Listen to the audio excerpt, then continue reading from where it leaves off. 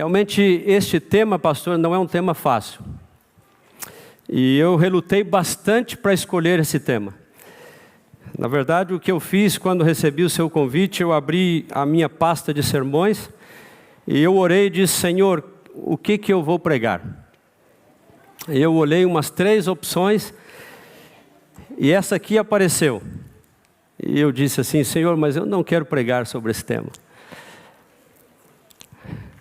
Eu prefiro pregar esse outro tema, mas no meu coração eu senti que tinha que trazer esse tema hoje.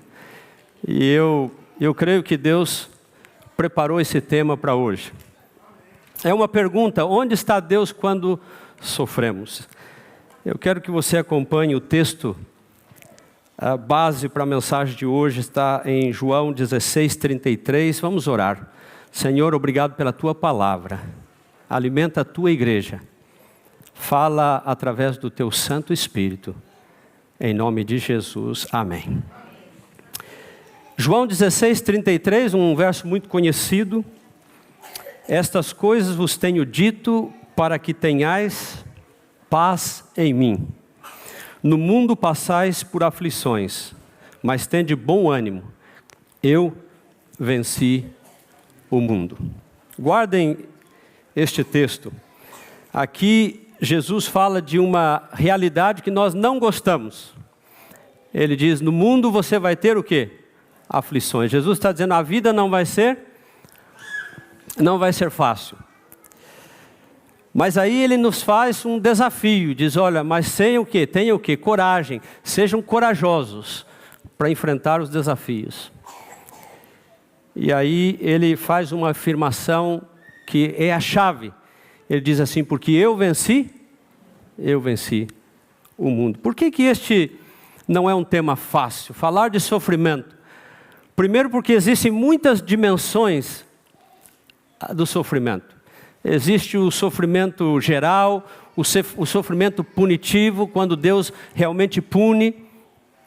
Existe aquele sofrimento que é muito pessoal. Existe o sofrimento injusto. Muitas dimensões. É difícil explicar o sofrimento de uma forma intelectual ou filosófica, porque é algo muito pessoal. E na verdade somente Deus e aquele que sofre sabe a intensidade da dor. E quando a gente sofre, a gente não quer explicações. A gente não busca explicações. No sofrimento, o que nós queremos é presença. Mas o mais importante, quando sofremos, não é o sofrimento. Não é o sofrimento em si, mas é a forma como nós respondemos à dor, ao sofrimento, à angústia. E mais importante, com quem nós estamos quando nós sofremos. É interessante que este sermão, ele é fruto de um livro que eu li há algum tempo atrás, que motivou a desenvolver este tema. É um livro que, se você gosta dos temas do Holocausto, e se você tem estômago para ler, eu recomendo para você, A Bailarina de Auschwitz. Existem muitos livros de histórias de pessoas que sobreviveram ao Holocausto, e essa é uma delas. A doutora Edith Eva Eger, ela sobreviveu a Auschwitz, e ela conta a sua história. E é dramático, e é triste, é aquele livro que faz você refletir naquelas coisas profundas da vida e que gera muitas perguntas, muitos questionamentos como este do tema do sermão de hoje. Onde está Deus quando dói, quando você sofre, quando está difícil? Ela conta que ela tinha 16 anos quando ela chegou a Auschwitz. Ela chegou juntamente com a mãe e com a irmã. E ela descreve a cena daquela grande fila de milhares de pessoas, e ela com a sua mãe e a sua irmã tiveram que despedir do seu pai, porque o seu pai foi para um outro lugar. E ela nunca mais viu o pai. E quando elas estavam caminhando, ela percebeu que havia um homem lá na frente. E quando a fila chegava nesse homem, a fila se dividia, um grupo ia para a direita e outro para a esquerda. E aquele homem era o Dr. Mengele, conhecido como o anjo da morte do Holocausto. E quando as três chegaram diante de Mengele, ele disse para a mãe que ela deveria ir para a fila da esquerda. E ela então com a sua irmã seguiram a mãe. Então o Mengele a puxou pelos braços e disse: não, a sua fila é a da direita. Mas não se preocupe, você vai ver a sua mãe muito em breve. Essa fila aqui é para tomar um banho. E hoje nós sabemos o que isso significa, ou o que significava tomar um banho no campo de concentração de Auschwitz. E quando ela chega então ao dormitório, onde seria o seu lugar, o lugar de dormir, havia aí uma pessoa, uma mulher, que fazia a inspeção das detentas. Então ela pergunta a essa mulher: quando é que eu vou ver a minha mãe? Então ela a chama do lado, pede para ela olhar pela janela, diz para ela: você está vendo aquela fumaça subindo ali? A sua mãe está sendo queimada naquela fornalha. Então, a partir de agora, você não pergunte mais quando você vai ver a sua mãe, porque você não vai ver mais a sua mãe. Você agora tem que falar da sua mãe como algo do seu passado.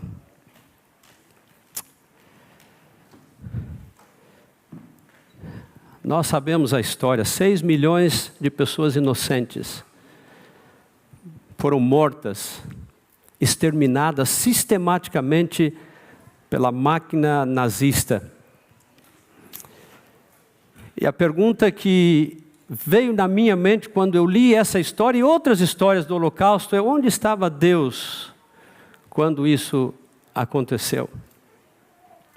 Onde estava Deus durante o Holocausto?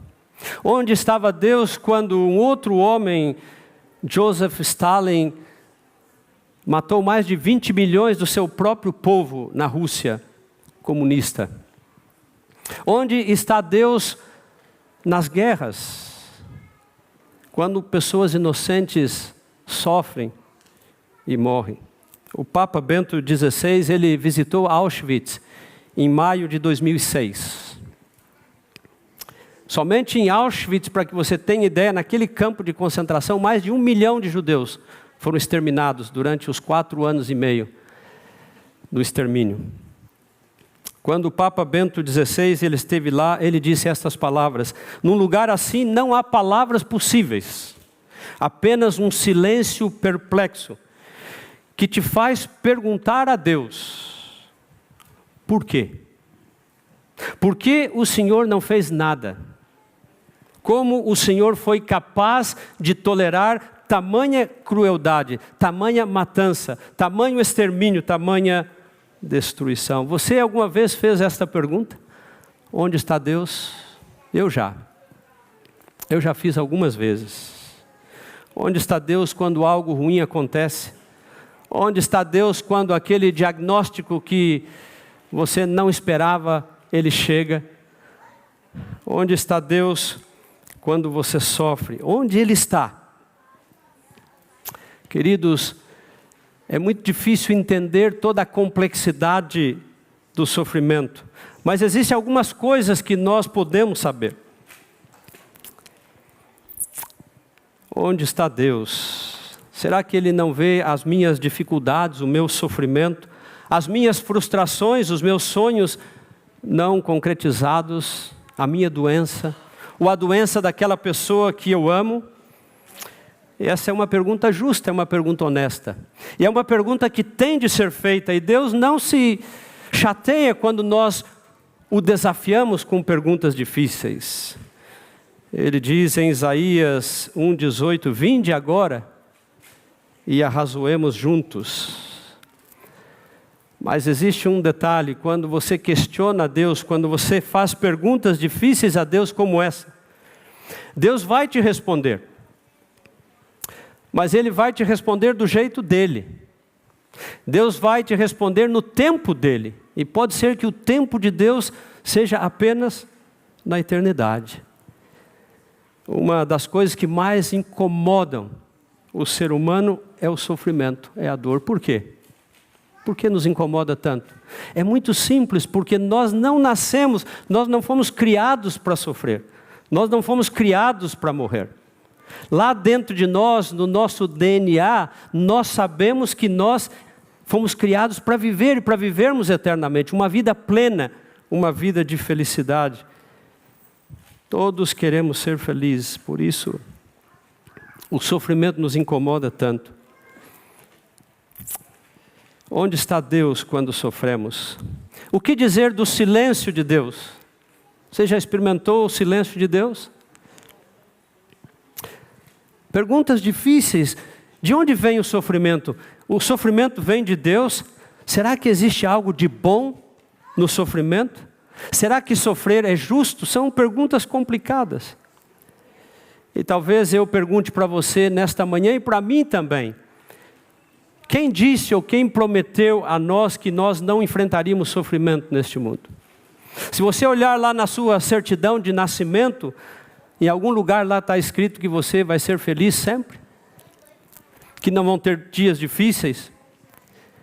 De que a vida vai ser um mar de rosas só porque você aceitou Jesus na sua vida, porque você precisa, ou melhor, porque você busca, procura servir a Deus? Existe uma teologia errada por aí, que prega a prosperidade, que quando você aceita a Jesus, quando você serve a Deus, tudo vai bem, a sua vida vai ser este mar de rosas, este céu de brigadeiros. Não é verdade, queridos. Jesus disse muito claro, no mundo você vai ter aflições, no mundo você vai sofrer, vai ser difícil. Jesus diz assim, olha, você tem que tomar a minha cruz, se você quer me seguir. Mas nós não gostamos deste lado de ser discípulo. A realidade, queridos, é que o sofrimento afeta a todos nós. Pobres e ricos, ignorantes ou pessoas educadas, inteligentes, crentes e não crentes. Quando o assunto é sofrimento, não somos melhores. E às vezes existe uma ironia, que por ser crente, nós sofremos mais do que aqueles que escolheram não crer em Deus. Você já pensou nisso? A verdade é que no primeiro dia em que nós nascemos neste mundo, o que acontece? A gente leva uma palmada no traseiro, não é? E como é que a gente vem nesse mundo? A gente entra nesse mundo chorando.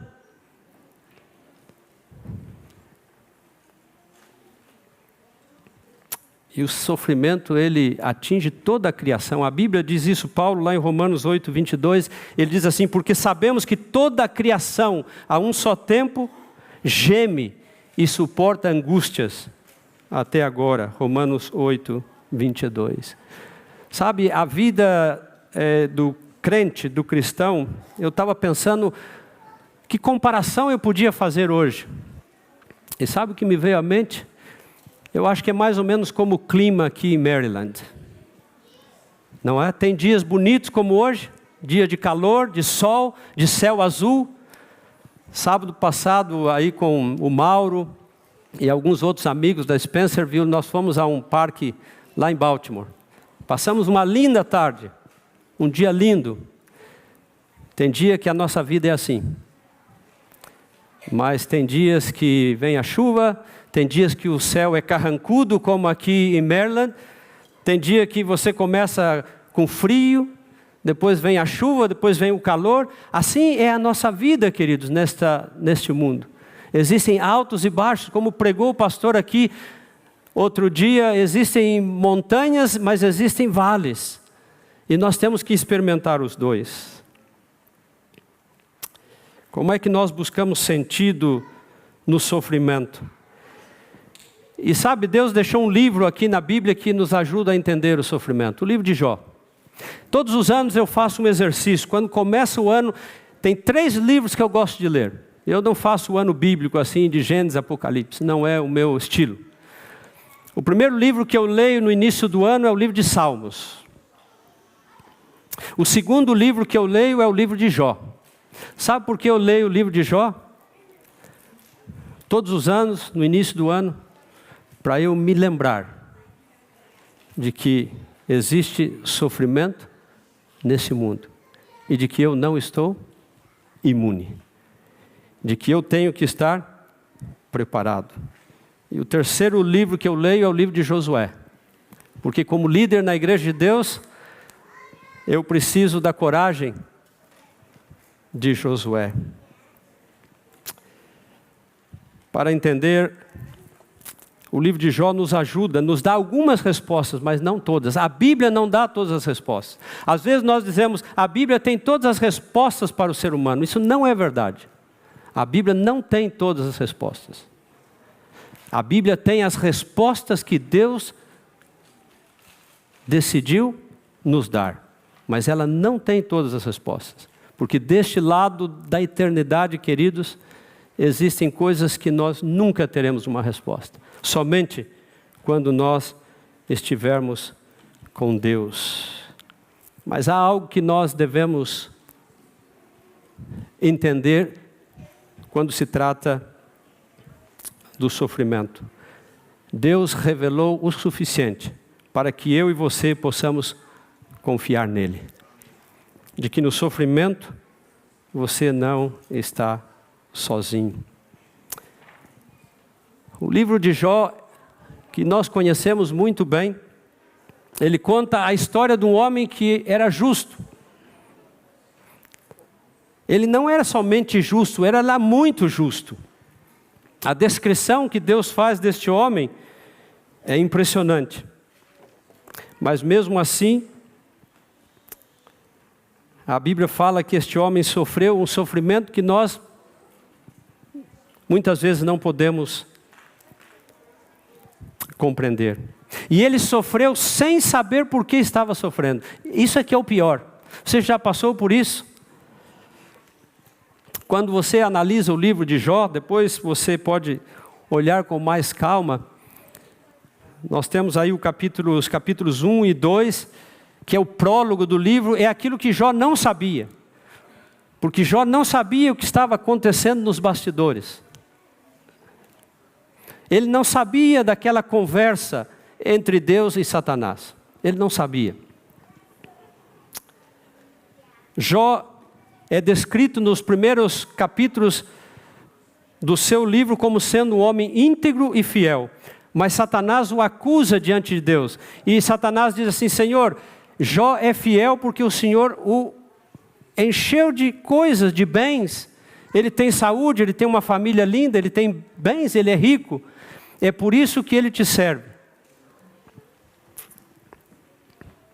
Então Deus permite, e é interessante, Deus permite que Jó seja tentado e provocado. E ele perde tudo. Perde os seus bens, perde os seus filhos e perde a sua saúde. E ele não sabia de nada. Segunda parte de Jó é aquele debate entre Jó e os seus amigos, seus 4 amigos. E às vezes existem amigos de Jó na nossa vida, não é? Que não ajudam muito. Então, nesta parte do livro existe esse debate e Jó tenta entender. E ele tem muitas perguntas, muitos questionamentos. Por que ele está sofrendo? Seus amigos o acusam. E a teologia dos amigos de Jó era uma teologia errada. Porque eles diziam assim, Jó, se você está sofrendo é porque você pecou. Mas nem sempre o sofrimento é consequência direta do nosso pecado. Nem sempre. E não era o caso de Jó. Aí nós temos os capítulos 38 a 41. Aqui Deus fala. E Deus fala aquilo que Jó precisava ouvir. Deus não explica o sofrimento. Interessante. Deus, no livro de Jó, Deus não explica o sofrimento. Mas Deus, Ele revela a sua grandeza e a sua onipotência. E é interessante que Deus muda o foco da pergunta. A pergunta não é por que eu estou sofrendo, mas sim, quem está no controle de tudo quando eu estou sofrendo? Este é o foco da pergunta de Deus. E finalmente, no capítulo 42, é o que Jó aprende.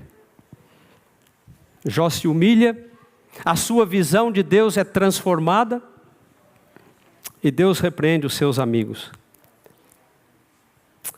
Qual é a verdade central deste livro? Deus é soberano.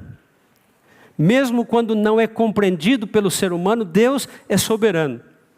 E existe uma segunda verdade central no livro de Jó. A fé verdadeira, ela não depende das circunstâncias. A fé não depende das circunstâncias. O pastor presbiteriano Eugene Peterson, escrevendo sobre Jó, ele diz que Jó não é importante para nós apenas por causa do seu sofrimento. Ele é importante porque ele sofreu da mesma forma que nós sofremos hoje. Ele sofreu nas áreas vitais da vida, na família, na saúde pessoal e nas coisas materiais. Tudo foi tirado dele. Mas Jó também é importante porque Jó teve a coragem de questionar a Deus, de protestar contra Deus, porque ele sentia que não havia motivo explicável para o seu sofrimento. Um homem íntegro. E a pergunta é, por que um homem com a integridade de Jó teve que sofrer como ele sofreu? Charles Swindoll, ele escreveu um livro sobre Jó. E nas suas palavras ele diz que Jó foi reduzido de uma massa retorcida de prostração e sofrimento a uma massa retorcida de prostração e sofrimento.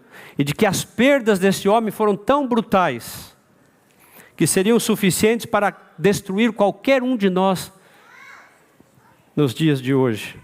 Se você acha que você está sofrendo, se você acha que a sua vida está difícil, compare o seu sofrimento com o sofrimento de Jó. E aí você vai ter mais perspectiva. E é interessante que Jó, ele fica desamparado, sem filhos, e a sua mulher, que deveria ser o apoio, ela diz para ele assim, está lá no capítulo 2, assim, Jó, olha só o que você se tornou. Olha só o que você se tornou. Pele e osso. Você perdeu tudo e só te resta uma coisa. Amaldiçoa a Deus e morre. Que tal? Você gostaria de ter do seu lado uma esposa assim? Amaldiçoa a Deus e morre. Mas sabe, queridos, o mais surpreendente no sofrimento de Jó é que ele não fez nada para merecer a dor pela qual ele passou. Isso é o que nós chamamos de sofrimento injusto. Sabe, às vezes, nós sofremos por consequência das nossas decisões erradas, não é assim? Às vezes nós sofremos a consequência ou as consequências de um estilo de vida errado. E a gente pode até entender, e a gente tem que pagar o preço. Mas quando nós sofremos de uma forma injusta, aí fica muito mais difícil. É interessante que quando você estuda o livro de Jó, você vai ver que Jó, ele faz 16 perguntas para Deus, em todo o livro. E ele faz 32 reclamações. E está tudo bem. Não existe nada de errado em perguntar e reclamar com Deus. Por outro lado, quando Deus fala, Deus faz 72 perguntas a Jó. Está tudo bem você perguntar e questionar a Deus, mas esteja preparado para responder às perguntas de Deus. Jó não estava. Jó não estava. Interessante também que, quando você estuda o livro de Jó, você vai ver que Deus fala no capítulo 1 e no capítulo 2. E depois existe um longo silêncio. Enquanto Jó sofria, enquanto Jó debatia com seus amigos, tentando entender o porquê, Deus estava em completo silêncio. Deus só vai falar lá no capítulo 37 e no capítulo 38. E quando Deus fala, Deus o faz de uma forma extraordinária. O livro de Jó começa com boas notícias. Saúde, riqueza, uma família que estava em festa, filhos saudáveis, filhas saudáveis, um homem abençoado, respeitado. No entanto, Jó não tinha ideia do que estava prestes a acontecer. Surpreendentemente e misteriosamente, foi permitido por Deus. E sabe, queridos, a mesma coisa pode acontecer conosco hoje. Você nunca sabe. Eu, quando estava servindo como missionário na África, realizando o meu sonho, um dia o telefone toca, meu pai, um homem forte, saudável, subiu no telhado para trocar uma telha, passou mal, caiu, bateu com a cabeça no cimento. Alguns dias depois, ele perdeu a vida. E muitas vezes, naqueles dias que antecederam a morte do meu pai, eu orei, eu clamei.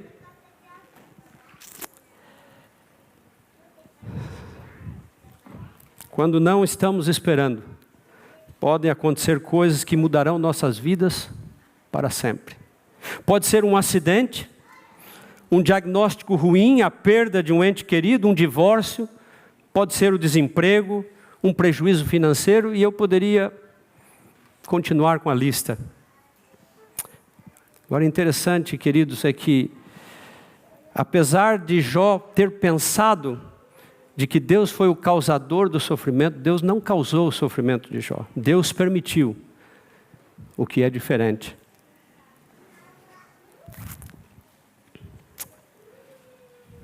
Interessante que naquele diálogo, Satanás ele usa o seu método preferido, não é? Ele trabalha nos bastidores.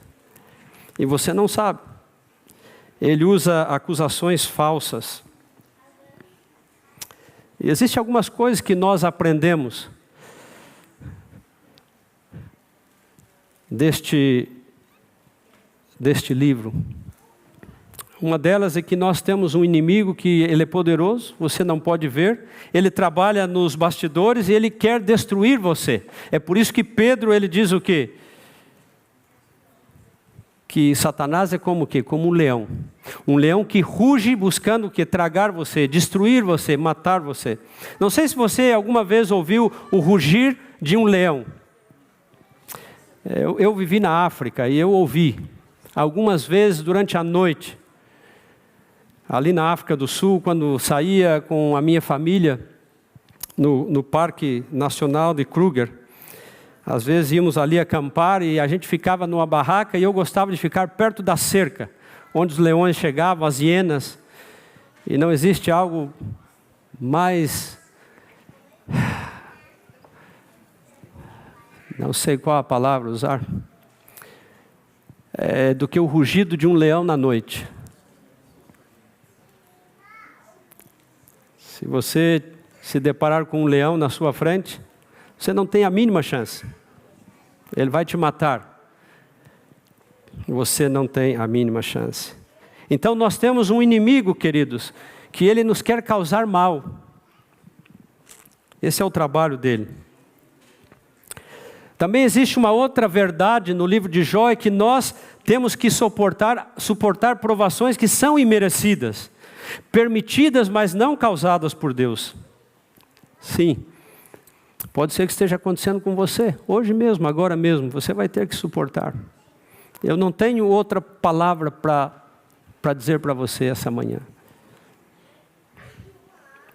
Nunca, queridos, seremos capazes de explicar ou compreender totalmente o mistério da vontade de Deus. Não tente entender os planos mais profundos de Deus. Não tente, porque você não pode, porque eu e você não podemos. E eu deixo um conselho com você: suporte as provações permitidas por Deus. Mas saiba de algo extremamente importante que nós vemos na história de Jó. Nada jamais tocará a sua vida que não tenha passado primeiro pelas mãos de Deus. Deus tem controle total sobre tudo. E olhe só, Deus ele tem o direito soberano, porque Ele é Deus, Ele tem o direito soberano de permitir sofrimentos na minha e na sua vida que nós não merecemos. É um direito que Ele tem. Ah, pastor, mas por quê? Eu não gosto do que o senhor está falando. Como assim? Simplesmente porque Ele é Deus. Eu não consigo entender. Eu não consigo responder para você o porquê. Mas existe uma terceira verdade importante que nós temos que entender. Deus, Ele está executando os seus planos, ainda que você não entenda. E Ele não sente nenhuma necessidade de explicar para mim e para você como Ele está trabalhando. Ele não tem que dar explicações. Então, tente olhar além daquilo que os seus olhos naturais podem ver. Use os olhos da fé para descansar nas promessas de Deus. Um dia Ele vai explicar e nós vamos entender. E eu tenho certeza que quando nós entendermos, nós vamos agradecer a Deus. Às vezes também nós sofremos consequências de coisas que nós não esperamos, mas que são necessárias.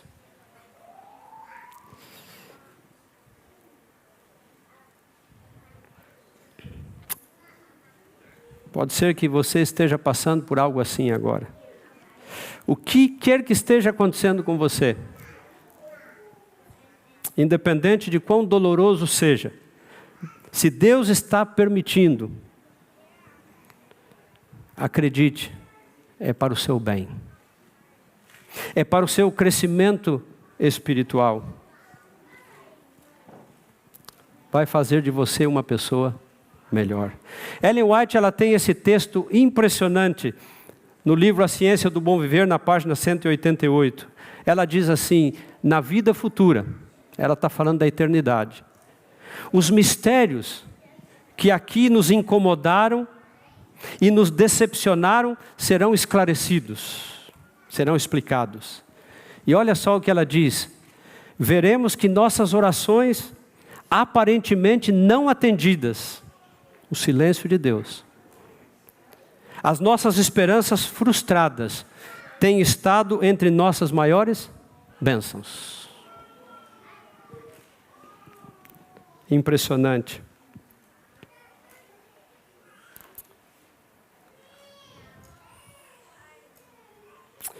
Para Jó, mais do que o sofrimento, o silêncio de Deus foi devastador.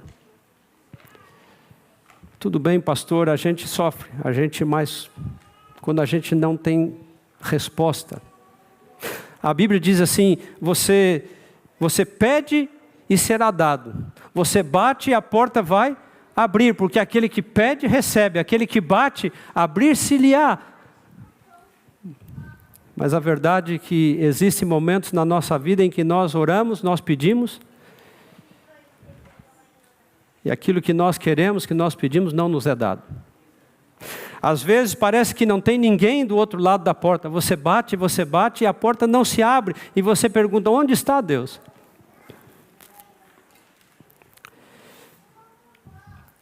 Eu tenho que resumir aqui, pastor, porque o nosso tempo é curto. Já se foi, na verdade. Mas interessante, algumas atitudes de Jó. E aqui existe uma grande lição para nós. Por isso no início eu falei, não é o sofrimento, queridos. É como você responde. É como você reage. É a sua atitude. Porque quando ele perdeu tudo, naquele momento de desespero, sem saber o que estava acontecendo, Ali no capítulo 2, versículos 20 a 22, diz o quê? Diz que ele rasgou o manto, sinal de profunda tristeza, pesar. Ele rapou a cabeça. Na Bíblia, o cabelo representa a glória de uma pessoa, a expressão do valor de uma pessoa. Ao rapar a cabeça, ele estava dizendo que ele havia perdido o seu valor, a sua glória pessoal.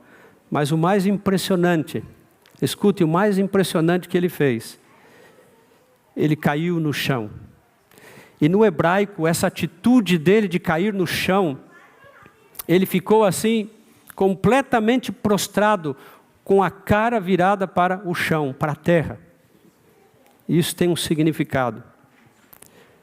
Nos dias de Jó, esta posição era considerada a expressão mais sincera de obediência e submissão a Deus, o Criador. Que grande lição! Ele prostrou em total submissão a Deus. E o que ele fez? Ele não reclamou, ele não fez acusações, nem maldição. Humilde e completa submissão. E a Bíblia diz que ele adorou. Foi nessa posição de completa submissão que Jó, ele disse uma das coisas mais impressionantes que você encontra na Bíblia. Ele diz assim: nu saí do ventre da minha mãe, e nu voltarei para lá. O Senhor deu e o Senhor tirou, bendito seja o nome do Senhor. E no versículo 22 diz assim: em tudo isso Jó não pecou, nem acusou Deus de injustiça. Não é o teu sofrimento, é a tua atitude. Todos, queridos, que estamos aqui, viemos nus e nus vamos voltar. Tudo aquilo que você tem é porque Deus te emprestou. Ele não te deu, Ele te emprestou. Não é seu. E aquele que dá tem o direito de tomar de volta. É por isso que Paulo escreveu: não trouxemos nada a este mundo.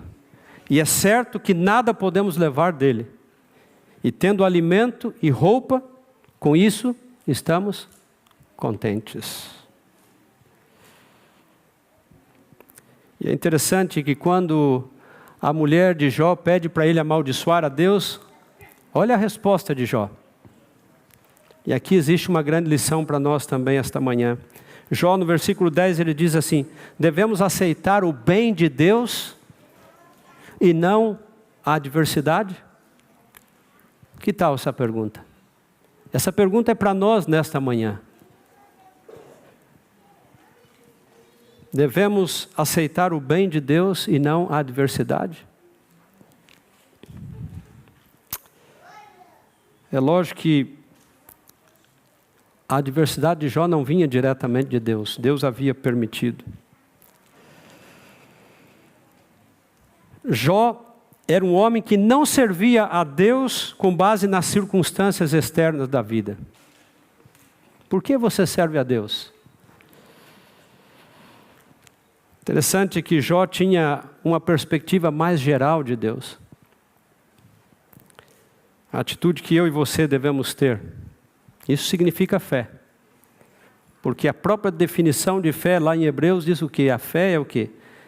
É você ver aquilo que os seus olhos não veem.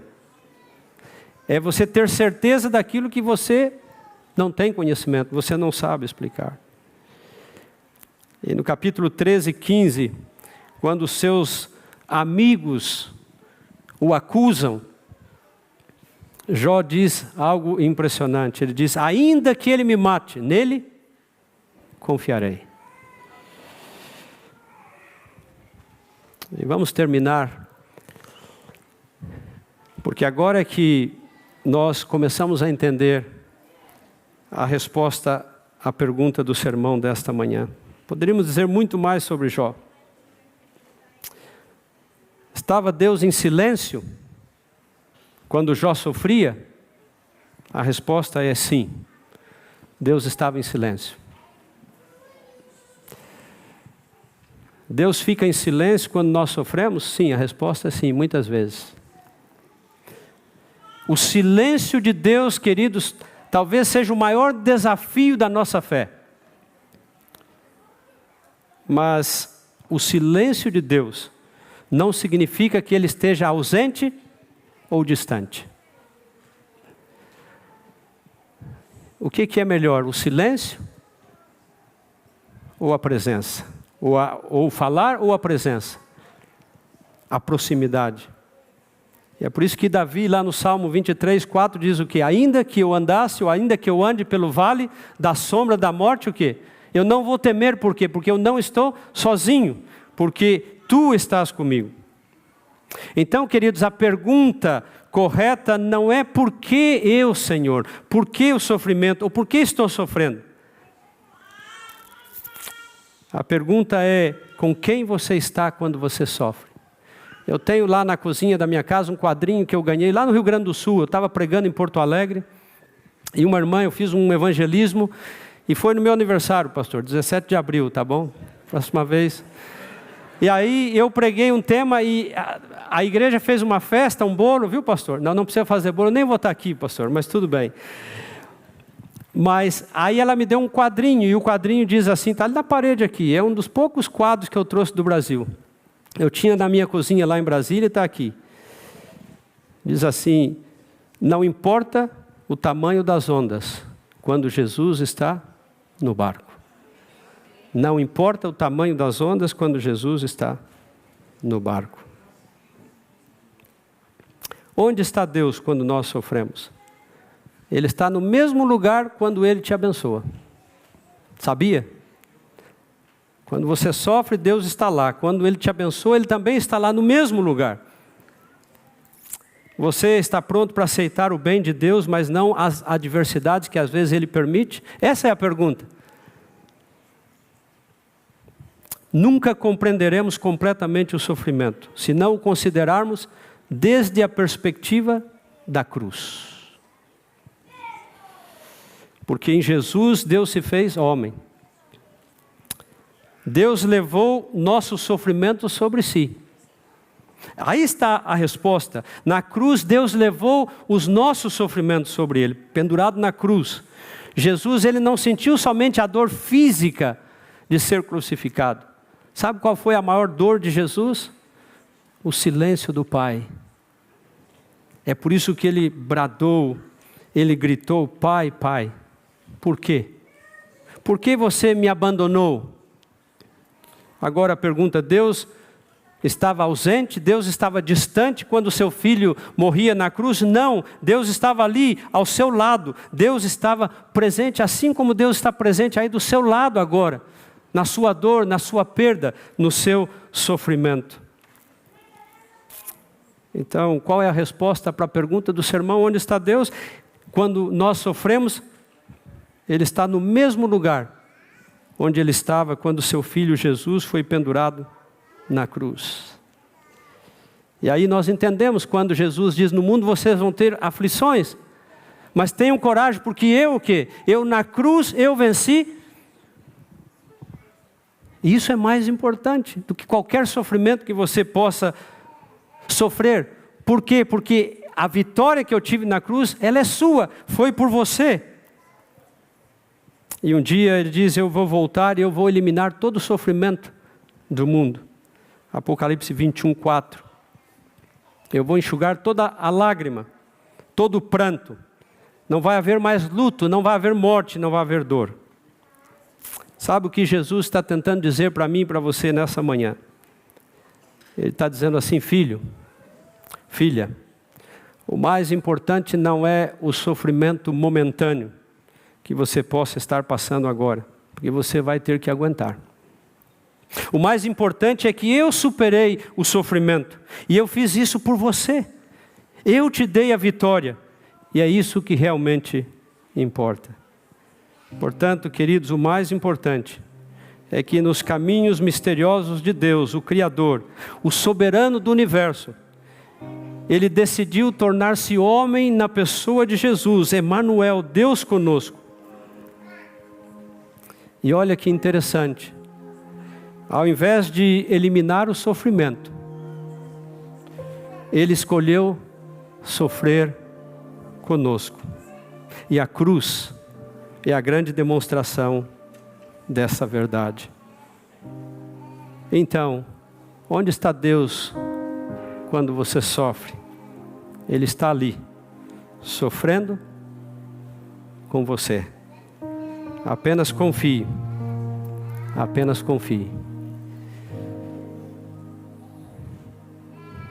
Como eu disse no início, queridos, cada vez que um sermão é pregado, existe um propósito, que somente Deus sabe. E eu queria, antes de terminar, convidar a Maíra e o Harrison para que venham aqui à frente, também pastor Barroso, porque nós queremos ter um momento especial com este casal. Podem vir aqui à frente.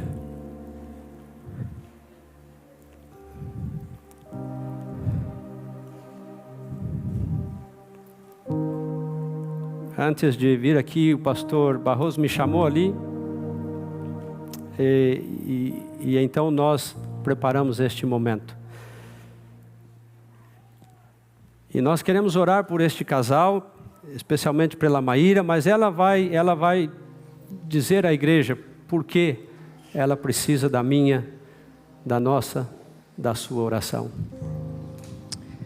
Esse sermão foi preparado para mim. Eu vou tentar falar, algumas pessoas já sabem, mas até então eu estava forte até escutar esse sermão. Eu falei, ele falou, não sei porque que Deus mandou eu falar, eu não queria pregar isso aqui, mas eu tive que pregar, e agora o senhor sabe por que você teve que pregar isso, né, pastor? Finalzinho de dezembro, eu descobri um nódulo no meu seio. Depois de exames, biópsias e muitas coisas, fui diagnosticada com câncer de mama.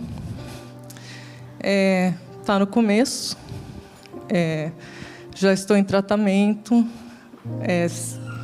estou na paz do Senhor. Não sei por que isso aconteceu comigo.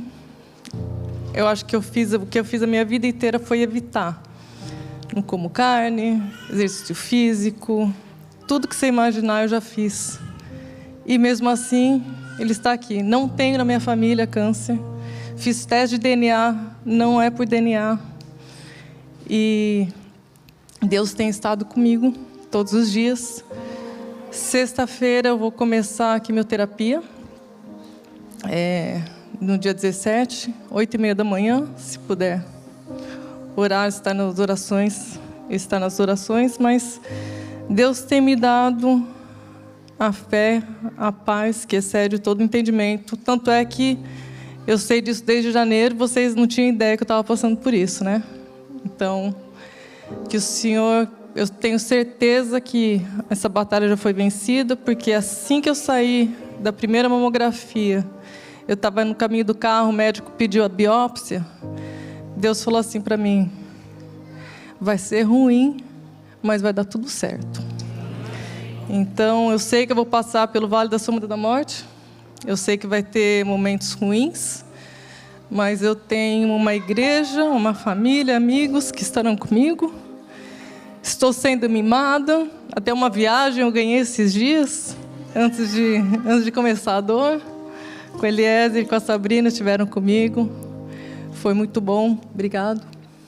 E sexta-feira eu começo o tratamento, vai ser um tratamento comprido, vai ser quimioterapia, cirurgia, radioterapia, e acho que até dezembro eu terminei tudo, tá bom? Obrigada. Bom, eu não posso deixar de dizer a você aquele verso, né? O Senhor, pois, é aquele que vai adiante de ti. Ele será contigo, não te deixará, nem te desamparará. Não temas, nem te espantes. Fazer uma oração. Querido Jesus, aqui está a tua filha, em paz, confiante em ti. Acabamos de ouvir a experiência de Jó. Não sabemos, não podemos explicar tudo, mas nós podemos confiar em Ti. E sabemos quem Tu és. E por isso podemos estar em paz. Continue com ela, com Harrison, com todos os familiares e com a Tua igreja, para que juntos possamos interceder. E que todos esses tratamentos, medicamentos e pessoas que estarão cuidando dela possam ser guiadas por Ti também. Em nome de Jesus. Amém.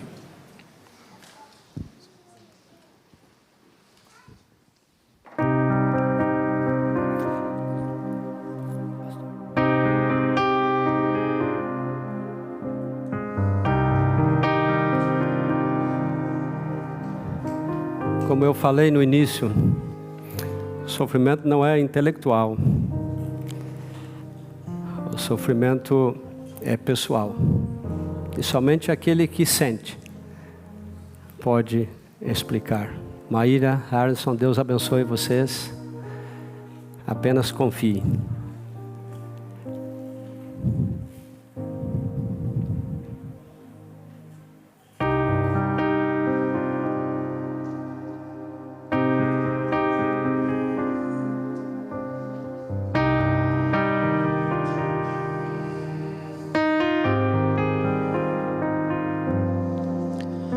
Uma mãe que perde um filho, um desastre natural, um idoso sem auxílio, um escândalo moral, um aborto e sua culpa, ou um lar que se desfaz, um menino sem comida, um remédio ineficaz,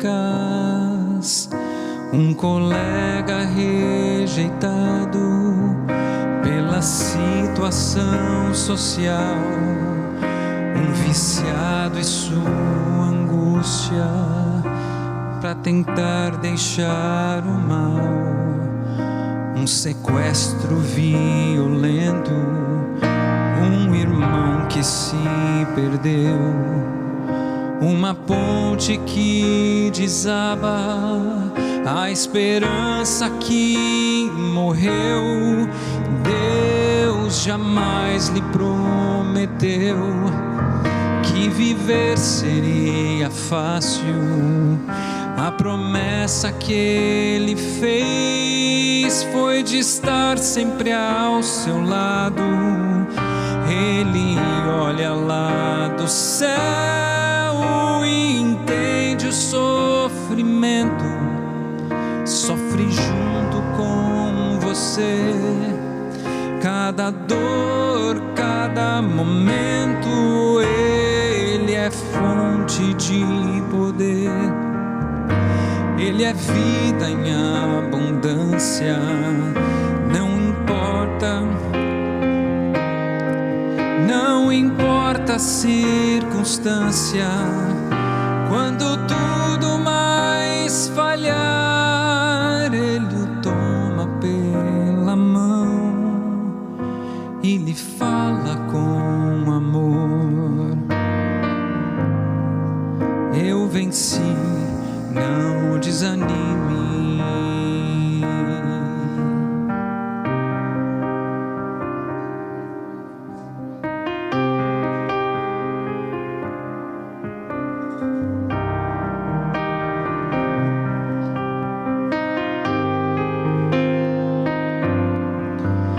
Nós vivemos consequências de um mundo de pecado, um planeta que esqueceu o que é certo ou errado. Cada dia traz o risco da tormenta aparecer. É preciso estar seguro quando isso acontecer. Deus jamais lhe prometeu que viver seria fácil. A promessa que Ele fez foi de estar sempre ao seu lado. ele olha lá do céu e contempla o sofrimento, sofre junto com você, cada dor, cada momento.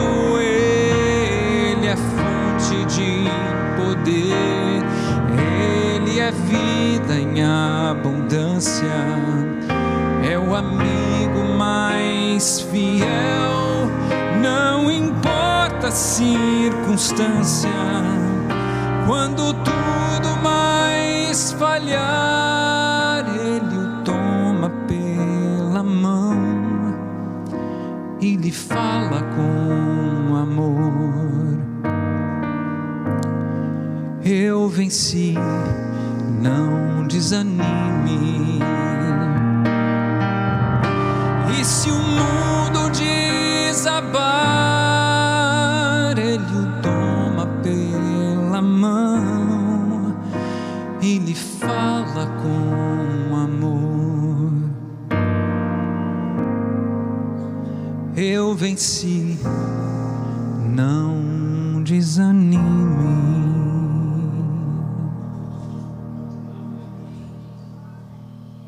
Oremos.